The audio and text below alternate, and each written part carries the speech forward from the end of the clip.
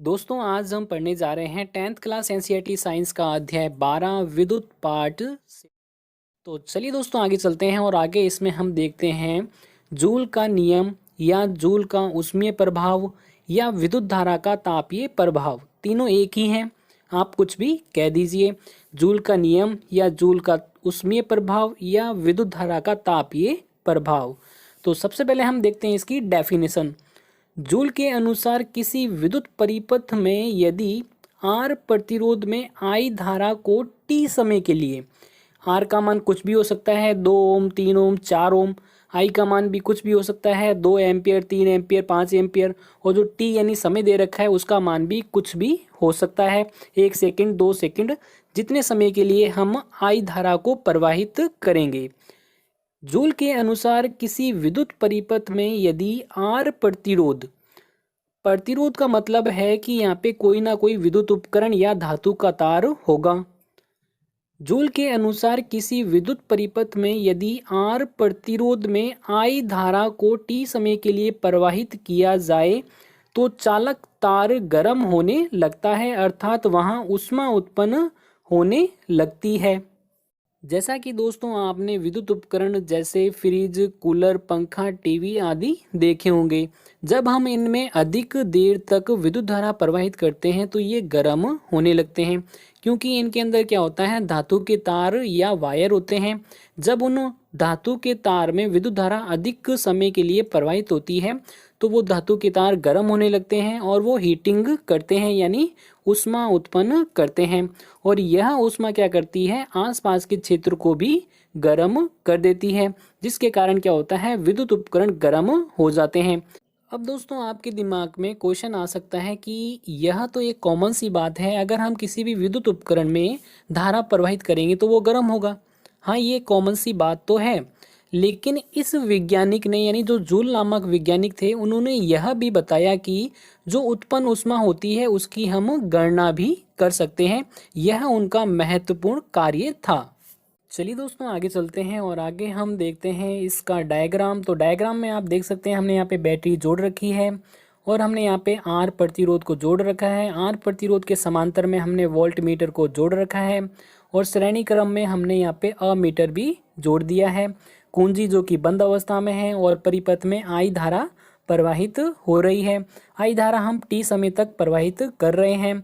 तो जब हम आई धारा को टी समय तक आर प्रतिरोध में से प्रवाहित करते हैं तो आर प्रतिरोध क्या होता है, गर्म होता है और ऊष्मा उत्पन्न करता है।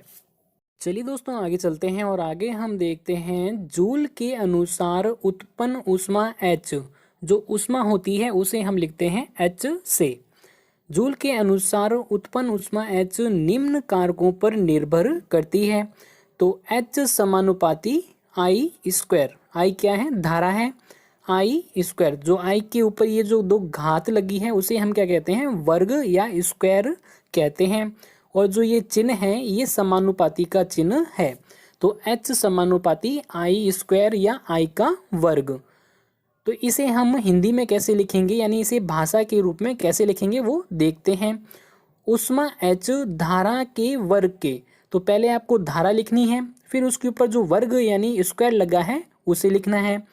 ऊष्मा H धारा के वर्ग के समानुपाती, यानी फिर हमें क्या करना है, ये जो चिन्ह है वो लिखना है। ऊष्मा H धारा के वर्ग के समानुपाती अथवा अनुकर्मानुपाती होती है। समानुपाती कह दो या अनुकर्मानुपाती कह दो, बात एक ही है। आगे देखते हैं H समानुपाती R, यानी ऊष्मा H होती है वो प्रतिरोध के समानुपाती होती है। फिर हम देखते हैं H समानुपाती स्मॉल टी, यानी ऊष्मा H होती है वो समय के समानुपाती होती है। नेक्स्ट स्टेप में हम तीनों को एक साथ लिख देते हैं, यानी H समानुपाती I square R small T, H समानुपाती I square R small T. फिर हम क्या करते हैं, नेक्स्ट स्टेप में समानुपाती का चिन्ह हटाते हैं। जब भी समानुपाती का चिन्ह हटता है तो उसकी जगह बराबर का चिन्ह लगता है, साथ में ही एक नियतांक भी लगता है। नियतांक क्या होता है दोस्तों, नियतांक एक ऐसी राशि होती है जिसका मान नियत या कांस्टेंट होता है। तो यहाँ पे हमने नियतांक लगाया है कैपिटल K। के का मान क्या होता है यहाँ पे 1 होता है, तो के बराबर 1। तो जब भी हम यहाँ पे के बराबर 1 रखेंगे तो नेक्स्ट स्टेप आ जाएगा एच बराबर आई स्क्वायर आर टी। तो यह होता है जूल नियम से एक सूत्र, एच बराबर आई स्क्वायर आर टी। यही सूत्र आपको याद रखना है और यही आपके काम में आएगा, एच बराबर आई स्क्वायर आर टी। इसे ही जूल का नियम कहते हैं। आगे देखते हैं, ऊष्मा का मात्रक जूल या कैलोरी होता है। ऊष्मा का एसआई मात्रक जूल होता है। एसआई की फुल फॉर्म होती है इंटरनेशनल सिस्टम यूनिट। ऊष्मा का एसआई मात्रक जूल होता है, जिसे हम कैपिटल जे से लिखते हैं। अगर दोस्तों आपके 3 या 4 नंबर का क्वेश्चन आता है जूल नियम पर, तो आपको पूरा का पूरा लिखना है जितना भी यहाँ पे लिखा हुआ है। और अगर आपके 2 नंबर का क्वेश्चन आता है तो आपको डायग्राम के अलावा जितना भी लिखा है पूरा लिखना है। और अगर आपके 1 नंबर का क्वेश्चन आता है तो आपको जूल के अनुसार यहाँ से स्टार्ट करना है, जो डायग्राम के नीचे लिखा है जूल के अनुसार यहाँ से स्टार्ट करना है और इसे ही जूल का नियम कहते हैं, यहाँ तक लिखना है। और जो इसमें ये भाषा लिखी हुई है ऊष्मा एच धारा के वर्ग के समानुपाती होती है, ये तीनों ही भाषा नहीं लिखनी है अगर आपके 1 नंबर का क्वेश्चन आता है। चलिए दोस्तों आगे चलते हैं और आगे हम जूल नियम पर आधारित 2 से 3 क्वेश्चन देख लेते हैं। तो पहला क्वेश्चन देखते हैं, किसी 4 ओम प्रतिरोधक से प्रति सेकंड यानी हर सेकंड यानी 1 सेकंड में 5 एम्पीयर की धारा प्रवाहित हो रही है, तो प्रतिरोधक से उत्पन्न ऊष्मा की गणना करें, यानी हमें ऊष्मा निकालनी है। तो आंसर देखते हैं इसका। आंसर में सबसे पहले हमें लिखना है क्या क्या दे रखा है। तो दिया है आर यानी प्रतिरोध बराबर 4 ओम, आई यानी धारा बराबर 5 एम्पियर, टी यानी समय बराबर 1 सेकंड। तो हम इसमें सीधा सूत्र लगा देंगे, एच बराबर आई स्क्वायर आर टी। आई हमें दे रखा है, आर दे रखा है, टी भी हमें दे रखा है। तो आई कितना है 5 एम्पियर, तो हम यहाँ पे क्या करेंगे आई 5 लिख देंगे और फिर हम क्या करेंगे ब्रैकेट बना के उसके ऊपर स्क्वायर या वर्ग लगा देंगे। फिर हम इंटू का चिन्ह लगाएंगे। इंटू के बाद आर का मान कितना दे रखा है 4 ओम, तो हम 4 ओम लिख देंगे। इंटू करके टी कितना दे रखा है 1 सेकेंड, तो हमने 1 सेकेंड लिख दिया है। नेक्स्ट स्टेप में हम देखते हैं 5 का वर्ग कितना होता है 5 25, यानी 5 का वर्ग 25 होता है। फिर इंटू 4 इंटू 1, तो 25 और इंटू 4 करते हैं तो कितना आ जाता है 100 जूल आ जाता है। तो H बराबर 100 जूल। जे क्या है जूल है, जे ऊष्मा का मात्रक है, तो H बराबर 100 जूल आ जाता है। यानी जब हम 4 ओम प्रतिरोधक से 5 एम्पीयर की धारा को 1 सेकंड के लिए प्रवाहित करते हैं तो उसमें उत्पन्न ऊष्मा जो होगी वो 100 जूल होगी। चलिए दोस्तों आगे चलते हैं और आगे हम देखते हैं नेक्स्ट क्वेश्चन। तो नेक्स्ट क्वेश्चन है, किसी 8 ओम प्रतिरोधक से प्रति सेकंड यानी हर सेकंड यानी 1 सेकंड में 200 जूल ऊष्मा उत्पन्न हो रही है। प्रतिरोधक के सिरों पर उत्पन्न विभवांतर ज्ञात कीजिए। तो हमें क्या करना है विभवांतर ज्ञात करना है प्रतिरोधक के सिरों पर। तो प्रतिरोधक के सिरों पर विभवांतर ज्ञात करने के लिए हम क्या करते हैं ओम नियम से जो एक सूत्र आता है V बराबर आई आर वो लगाते हैं।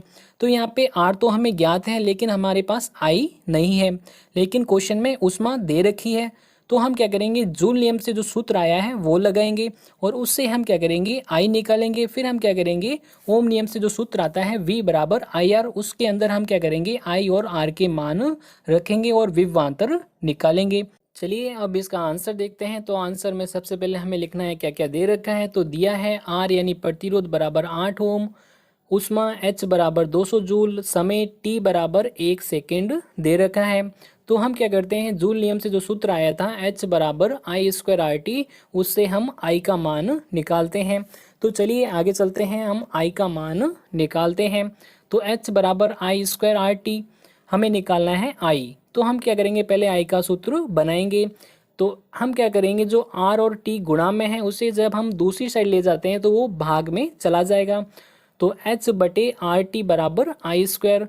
तो हम क्या करते हैं अब जो स्क्वायर यानी वर्ग दे रखा है उसे भी हम दूसरी साइड भेजते हैं। जब हम वर्ग को दूसरी साइड भेजते हैं तो वो रूट में यानी वर्गमूल में चला जाता है। तो नेक्स्ट स्टेप में क्या आ जाएगा रूट या वर्गमूल एच बटे आर टी बराबर आई। जो भी राशि हमें निकालनी होती है उसे हम रखते हैं लेफ्ट साइड में, तो आई बराबर रूट में एच अपॉन आर टी। अब हम क्या करते हैं, इसमें मान रखते हैं, तो एच कितना दे रखा है 200 जूल, आर कितना दे रखा है 8, इंटू में टी कितना दे रखा है 1 सेकेंड। 200 के अंदर 8 का भाग दीजिए तो कितना आ जाएगा 25। तो यहाँ पे 25 का वर्गमूल कितना आता है 5 आता है, तो आई बराबर कितना आ जाएगा 5 एम्पियर आ जाएगा। क्योंकि 25 का वर्गमूल कितना होता है 5 होता है, तो आई बराबर 5 एम्पियर आ जाएगा, यानी प्रतिरोध में 5 एम्पियर की धारा प्रवाहित हो रही है। अब हमें निकालना है विभवांतर। तो विभवांतर निकालने के लिए हम सूत्र लगाते हैं ओम नियम से, V बराबर आई आर। आई हमने ज्ञात कर लिया है, आर हमें क्वेश्चन में दे रखा है, तो आई 5 इंटू 8, तो 5 इंटू 8 कितना हो जाएगा 40 वोल्ट आ जाएगा, यानी प्रतिरोध के सिरों पर उत्पन्न विभवांतर कितना है 40 वोल्ट है। चलिए दोस्तों आगे चलते हैं और आगे हम देखते हैं विद्युत धारा के तापीय प्रभाव या जूल के नियम के व्यवहारिक अनुप्रयोग या उपयोग। तो पहला देखते हैं, विद्युत इस्त्री, विद्युत टोस्टर, विद्युत तंदूर, विद्युत केतली तथा विद्युत हीटर आदि विद्युत धारा के तापीय प्रभाव पर आधारित हैं। इन सभी में उच्च प्रतिरोध वाला धातु का तार लगा होता है। जब उसमें धारा प्रवाहित होती है तो वह गर्म होता है। गर्म होने से क्या होता है, वह तार ऊष्मा उत्पन्न करता है।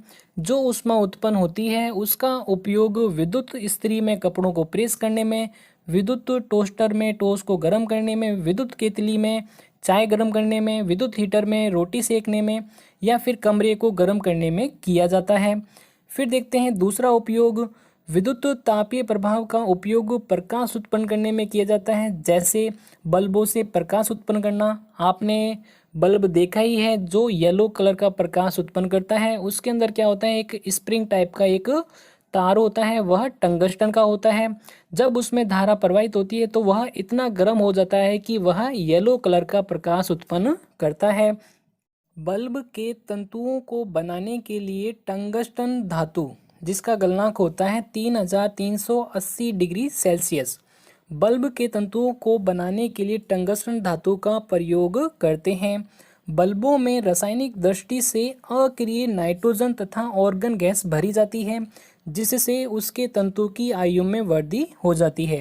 यानी जो बल्ब होते हैं उनके अंदर क्या होता है, नाइट्रोजन और ऑर्गन गैसें भी भरी होती हैं। इससे क्या होता है, जो धातु का जो तार होता है बल्ब के अंदर, उसकी जो आयु होती है उसमें वृद्धि हो जाती है, वो जल्दी खराब नहीं होता है। चलिए दोस्तों आगे चलते हैं और आगे हम देखते हैं इसका तीसरा उपयोग। तीसरा उपयोग है, विद्युत परिपथों में उपयोग होने वाले फ्यूज भी तापीय प्रभाव पर आधारित होते हैं। यानी विद्युत परिपथों में उपयोग होने वाले फ्यूज भी तापीय प्रभाव पर आधारित होते हैं। निम्न गलनांक वाली धातुओं का उपयोग फ्यूज बनाने में किया जाता है। दोस्तों कभी कभी हमारे घरों की लाइट चली जाती है तो आपने सुना होगा कि फ्यूज उड़ गया है। तो इसका मतलब क्या होता है, एक फ्यूज क्या होता है, एक धातु का तार होता है जिसका गलनांक निम्न होता है। तो जब भी परिपथ के अंदर धारा का मान ज़्यादा होता है तो यह फ्यूज तार क्या होता है, गलकर टूट जाता है और आगे परिपथ में धारा प्रवाहित नहीं होती है, जिसके कारण हमारे घरों में जो लगे उपकरण होते हैं उन तक वह उच्च धारा नहीं पहुंचती है, जिससे विद्युत उपकरण खराब होने से बच जाते हैं। इसे यानी फ्यूज को इसे विद्युत परिपथ में श्रेणी क्रम में संयोजित करते हैं। यदि विद्युत परिपथ में धारा का मान अधिक होता है तो फ्यूज पिघल जाता है और धारा परिपथ में प्रवाहित होना बंद हो जाती है, जिससे विद्युत उपकरण खराब होने से बच जाते हैं। तो चलिए दोस्तों आगे चलते हैं और आगे हम देखते हैं विद्युत शक्ति। तो देखते हैं विद्युत शक्ति क्या होती है। तो सबसे पहले हम देखते हैं इसकी डेफिनेशन। किसी विद्युत परिपथ में सेल द्वारा, सेल की जगह यहाँ पे बैटरी भी हो सकती है, किसी विद्युत परिपथ में सेल द्वारा आर प्रतिरोध में आई धारा को निरंतर प्रवाहित करने में किए गए कार्य की दर को विद्युत शक्ति कहते हैं। इसे यानी विद्युत शक्ति को हम कैपिटल P से प्रदर्शित करते हैं। मान लीजिए एक विद्युत परिपथ है जिसके अंदर आर प्रतिरोध लगा हुआ है और उस आर प्रतिरोध में आई धारा को निरंतर प्रवाहित किया जा रहा है। तो आई धारा को निरंतर प्रवाहित करने में किए गए कार्य की दर को विद्युत शक्ति कहते हैं। तो इसमें आपको 3 शब्दों पर ध्यान रखना है, एक कार्य, एक दर और एक विद्युत शक्ति। दोस्तों दर शब्द जहाँ भी आता है उसका संबंध समय से होता है, और दर शब्द के आते ही जो समय होता है वो भाग के चिन्ह के नीचे जाता है। यानी जब हम इसका सूत्र बनाएंगे विद्युत शक्ति का, तो जो समय होगा वो भाग के चिन्ह के नीचे जाएगा। अब देखते हैं अथवा में इसकी एक और डेफिनेशन लिखी है। कार्य करने की दर को विद्युत शक्ति कहते हैं। आप ऊपर वाली डेफिनेशन लिखिए या नीचे वाली लिखिए, जो कि अथवा में लिखी है, दोनों एक ही हैं। दोनों में से आप कोई भी लिखिए, कोई फर्क नहीं पड़ता है, दोनों में आपको नंबर उतने ही मिलेंगे। तो कार्य करने की दर को विद्युत शक्ति कहते हैं।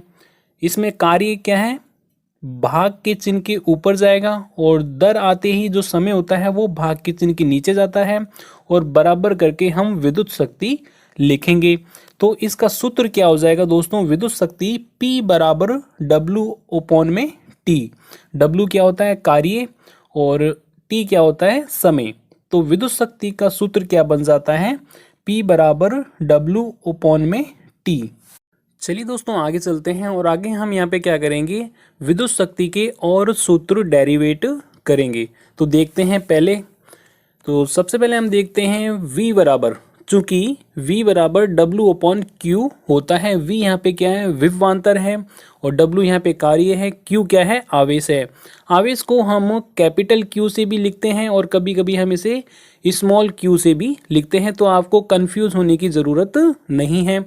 तो हम आवेश को कैपिटल Q से भी लिख सकते हैं और स्मॉल q से भी लिख सकते हैं। तो विभवांतर का सूत्र क्या होता है, V बराबर W अपॉन में Q। ये आपने इस लेसन के पार्ट सेकंड में पढ़ा है, जिसमें विभवांतर V बराबर होता है W अपॉन में Q। W यहाँ पे क्या है, कार्य, और Q क्या है, आवेश। तो हम क्या करते हैं, यहाँ पे Q को हम दूसरी साइड भेजते हैं। जब भी बटे वाली संख्या दूसरी साइड जाती है तो वो गुणा में चली जाती है। तो यहाँ पे क्या हो जाएगा, W बराबर V इंटू Q।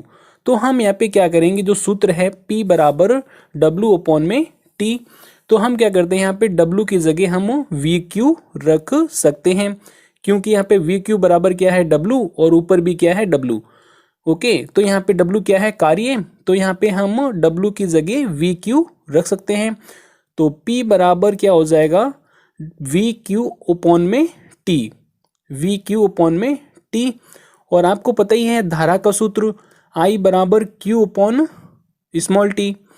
धारा का जो सूत्र होता है I बराबर Q अपॉन में T होता है, ये भी हम कर चुके हैं। तो हम क्या करते हैं, अब Q अपॉन में T की जगह हम क्या रख देते हैं, अब I रख देते हैं। तो यहाँ पे विद्युत शक्ति का एक नया सूत्र बन जाता है, P बराबर V इंटू आई। P बराबर V इंटू आई। चलिए आगे चलते हैं, और आगे हम देखते हैं नेक्स्ट सूत्र। तो आपको पता ही है V बराबर IR होता है, जो ओम नियम होता है, ओम नियम से V बराबर IR आता है। तो हम क्या करते हैं, जो सूत्र है P बराबर VI, उसमें हम क्या रखते हैं, V की जगह IR रखते हैं। तो इसमें हम जब V की जगह IR रखेंगे तो P बराबर I इंटू R इंटू आई हो जाएगा। तो यहाँ पे आई है जो 2 बार आ रहा है। जब भी ऐसी कंडीशन आती है तो आप क्या कर सकते हैं, आई को जब साथ में लिखेंगे एक साथ, तो आप क्या कर सकते हैं, इसमें स्क्वायर लगाकर लिख सकते हैं। तो यहाँ पे विद्युत शक्ति का एक और सूत्र क्या बन जाएगा, आई स्क्वायर इंटू आर। क्योंकि यहाँ पे आई 2 बार है, इसलिए हमने क्या किया है, इसे साथ में लिखने के लिए आई के ऊपर 2 घात लगा दी है। तो इसमें विद्युत शक्ति का एक नया सूत्र क्या बन गया है, P बराबर आई स्क्वायर इंटू आर। चलिए दोस्तों अब आगे चलते हैं, और आगे हम देखते हैं, चूंकि I बराबर V अपॉन में R, ओम नियम से क्या आता है, V बराबर IR आता है। तो हम क्या करते हैं, उससे I का सूत्र बनाते हैं। इसके लिए हम क्या करते हैं, जो R है उसको हम दूसरी साइड ले जाते हैं। जब भी गुणा वाली संख्या दूसरी साइड जाती है तो वह भाग के चिन्ह के नीचे चली जाती है। तो यहाँ पे I का सूत्र क्या बन जाएगा, I बराबर V अपॉन में R। अब हम क्या करते हैं, जो सूत्र हमने बनाया है P बराबर आई स्क्वायर इंटू आर में हम I का मान रखते हैं। I बराबर हम क्या रखते हैं, V अपॉन में R रखते हैं। तो नेक्स्ट स्टेप में देखते हैं P बराबर क्या हो जाएगा, V अपॉन में R, यानी I की जगह हमने V अपॉन में R रख दिया है और ब्रैकेट बंद करके हमने स्क्वायर लगा दिया है, क्योंकि I पे स्क्वायर था इसलिए हमने वहाँ पर स्क्वायर लगा दिया है और इनटू में हमने R लिख दिया है। जब भी हम यह ब्रैकेट खोलेंगे तो जो स्क्वायर होगा वो दोनों पर आ जाएगा, यानी जो भाग के चिन्ह के ऊपर जो V है उसके ऊपर भी स्क्वायर आ जाएगा और जो भाग के चिन्ह के नीचे R है उस पर भी स्क्वायर आ जाएगा। तो चलिए इस ब्रैकेट को खोलते हैं। तो शक्ति का सूत्र क्या आ जाएगा, P बराबर V स्क्वायर ओपन में R स्क्वायर इंटू R, यानी ओपन में क्या है, R स्क्वायर है। R स्क्वायर का मतलब क्या होता है, यहाँ पे नीचे बटे में 2R है, तो ऊपर 1R है नीचे 2R है, तो 1R से 1R कट जाएगा तो बटे में 1R बचेगा। तो यहाँ पे P बराबर क्या हो जाएगा, V स्क्वायर ओपन में R। तो यहाँ एक शक्ति का नया सूत्र आ जाता है, P बराबर V स्क्वायर ओपन में R। दोस्तों जो विद्युत शक्ति का सूत्र होता है P बराबर W अपॉन में T, उस सूत्र से हमने ये 3 नए सूत्र डेरिवेट किए हैं, जो कि हैं P बराबर V इंटू आई, P बराबर आई स्क्वायर इंटू आर, P बराबर V स्क्वायर अपॉन में R। अब आपके दिमाग में क्वेश्चन आ सकता है कि सर हम कौन सा सूत्र यूज करेंगे। तो यह कंडीशन डिपेंड करती है क्वेश्चन पर। अगर आपके क्वेश्चन में कार्य और समय के बारे में बता रखा है तो आपको सूत्र यूज करना है P बराबर W अपॉन में T, और अगर आपको क्वेश्चन में वोल्टेज और धारा दे रखी है तो आपको सूत्र यूज करना है P बराबर V इंटू आई, और अगर आपको क्वेश्चन के अंदर धारा और प्रतिरोध दे रखा है तो आपको सूत्र यूज करना है I स्क्वायर इंटू आर, और अगर आपको क्वेश्चन के अंदर वोल्टेज और प्रतिरोध दे रखा है तो आपको विद्युत शक्ति का सूत्र यूज करना है P बराबर V स्क्वायर अपॉन में R। चलिए आगे देखते हैं। तो आगे है विद्युत शक्ति का SI मात्रक वॉट होता है, जिसे हम कैपिटल W से लिखते हैं। अगर आपके क्वेश्चन आता है विद्युत शक्ति का SI मात्रक क्या होता है, या फिर आपके क्वेश्चन आता है विद्युत शक्ति का मात्रक क्या होता है, तब आपको आंसर में लिखना है विद्युत शक्ति का मात्रक वॉट होता है। वॉट शक्ति का छोटा मात्रक होता है, अतः हम वास्तविक व्यवहार में शक्ति के काफ़ी बड़े मात्रक किलोवाट का उपयोग करते हैं। किलो के लिए यहाँ पे K लगा है और वॉट के लिए W लगा है, तो यहाँ पे किलोवाट को शॉर्टकट में हम KW लिखते हैं। यानी वास्तविक व्यवहार में मतलब होता है, यानी दैनिक जीवन में जो विद्युत ऊर्जा का जो खर्च होता है, जब हम उसकी गणना करते हैं तब हम शक्ति के बड़े मात्रक किलोवाट का उपयोग करते हैं। 1 किलोवाट इक्वल टू 1000 वाट के बराबर होता है, यानी जो 1 किलोवाट होता है वह 1000 वाट के बराबर होता है। अब मान लीजिए आपको वाट दे रखा है, तो वाट को अगर आपको किलोवाट के अंदर कन्वर्ट करना है तो आपको क्या करना है, 1000 का भाग देना है। मान लीजिए 900 वाट है, अब इसे करना है हमें किलोवाट में, तो इसमें 1000 का भाग दे दीजिए, तो इसमें आंसर आ जाएगा 0.900 किलोवाट। चलिए दोस्तों आगे चलते हैं और आगे हम देखते हैं मात्रक वाट की परिभाषा, यानी जो शक्ति का मात्रक होता है उसकी परिभाषा देख लेते हैं। जब किसी युक्ति यानी कोई विद्युत उपकरण, जब किसी युक्ति या विद्युत उपकरण में 1 एम्पीयर की धारा 1 वोल्ट पर प्रवाहित की जाती है तो युक्ति की शक्ति 1 वॉट होती है। यानी जब किसी विद्युत उपकरण या विद्युत युक्ति के अंदर 1 एम्पीयर की धारा 1 वोल्ट पर प्रवाहित की जाती है तो विद्युत युक्ति की शक्ति 1 वॉट होती है। इसे हम सूत्र के द्वारा भी प्रूव कर सकते हैं। तो आपको पता ही है विद्युत शक्ति का एक सूत्र होता है P बराबर V इंटू आई। तो दोस्तों एक विद्युत शक्ति का एक सूत्र होता है P बराबर V इंटू आई। इसमें हम क्या करते हैं, इसमें V और I की वैल्यू रखते हैं। तो V कितना दे रखा है 1 वोल्ट और I कितना है 1 एम्पियर, तो 1 और 1 की गुणा करेंगे तो कितना आ जाएगा 1, तो P बराबर कितना आ जाएगा 1 वॉट आ जाएगा। चलिए दोस्तों आगे चलते हैं और आगे हम देखते हैं विद्युत ऊर्जा। तो सबसे पहले हम देखते हैं विद्युत ऊर्जा की डेफिनेशन। शक्ति तथा समय के गुणनफल को विद्युत ऊर्जा कहते हैं। शक्ति तथा समय के गुणनफल को विद्युत ऊर्जा कहते हैं। अब देखते हैं इसका सूत्र। विद्युत ऊर्जा बराबर क्या हो जाएगा, शक्ति इंटू समय। क्योंकि शक्ति तथा समय के गुणनफल को विद्युत ऊर्जा कहते हैं। इसलिए हमने यहाँ पे शक्ति और समय का गुणनफल कर दिया है। तो विद्युत ऊर्जा बराबर शक्ति इंटू समय। शक्ति को हम लिखते हैं P से, समय को लिखते हैं हम स्मॉल t से। तो विद्युत ऊर्जा बराबर क्या हो जाएगा, P इंटू टी हो जाएगा। तो यहाँ पे आप सूत्र में देख सकते हैं शक्ति इंटू समय है। शक्ति का मात्रक होता है वॉट और समय का मात्रक यहाँ पे होगा हावर यानी घंटा। यानी जब भी हम विद्युत ऊर्जा की गणना करेंगे तो समय के मात्रक को हम घंटे में ही लेंगे।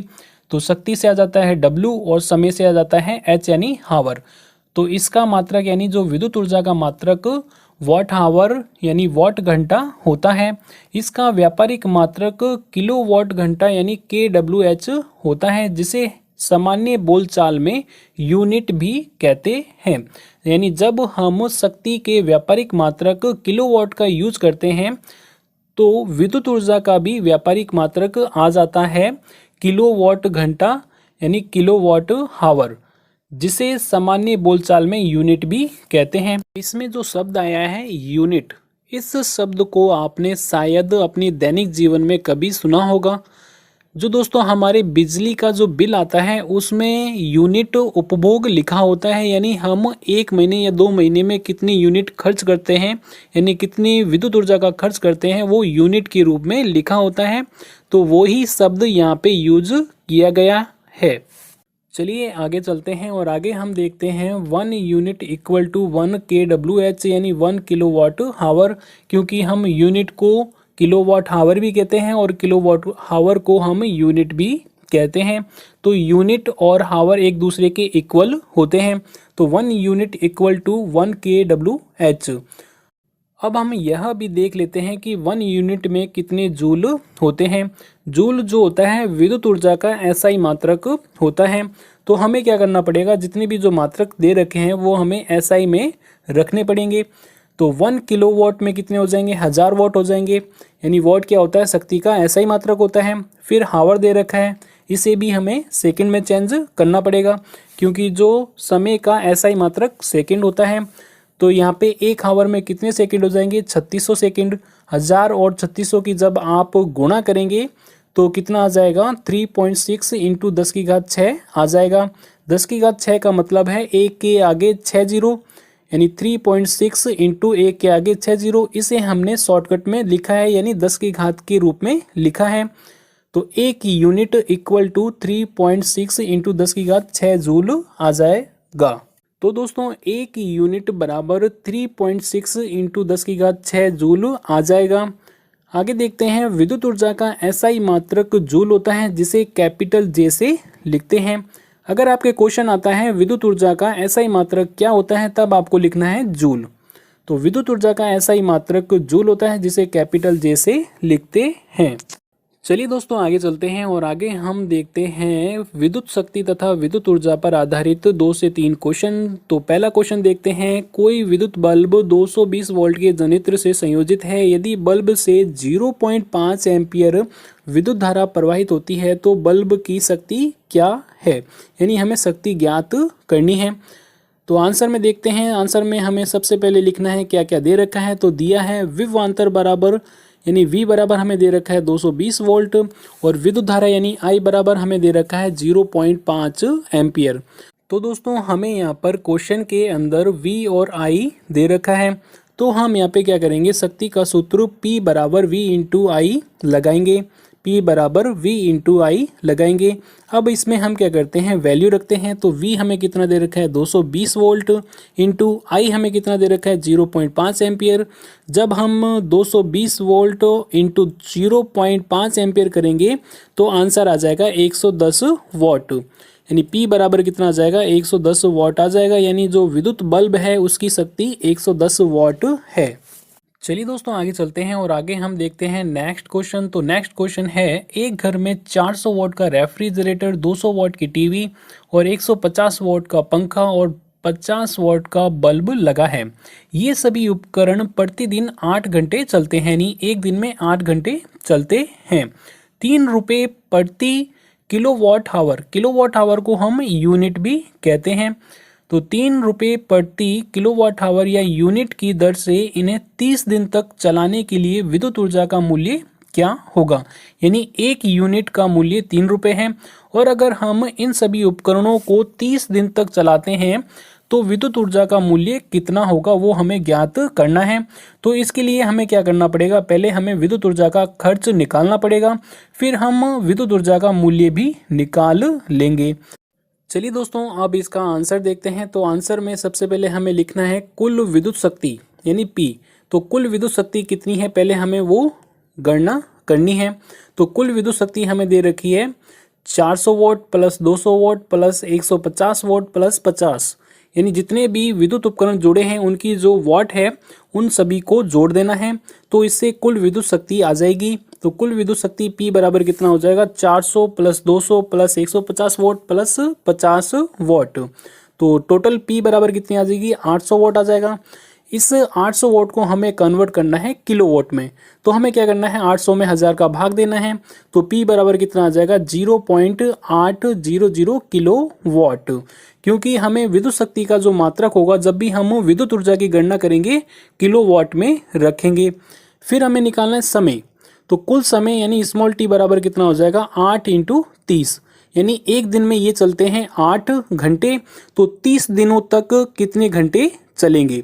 तो 8 × 30 बराबर कितना आ जाएगा 240 घंटे, यानी 30 दिनों तक ये 240 घंटे चलेंगे। चलिए दोस्तों आगे चलते हैं और आगे हम विद्युत ऊर्जा की गणना भी कर लेते हैं। तो इसके लिए हम सूत्र लगाएंगे विद्युत ऊर्जा बराबर P × T। P यानी शक्ति, T यानी समय। तो P हमें दे रखा है 0.800 किलोवाट इंटू समय है 240 घंटे। तो जब इसकी आप गुणा करेंगे तो इसमें आंसर आ जाएगा 192 kWh यानी 192 यूनिट। यानी ऊर्जा का जो विद्युत ऊर्जा का जो उपभोग हुआ है वह 192 किलोवाट आवर या 192 यूनिट है। तो इसमें आप देख सकते हैं विद्युत ऊर्जा का मूल्य। तो एक यूनिट का मूल्य कितना है 3 रुपये है। तो 192 यूनिट का मूल्य कितना आ जाएगा 3 × 192 कितना आ जाएगा 576 रुपये आ जाएगा। इस पर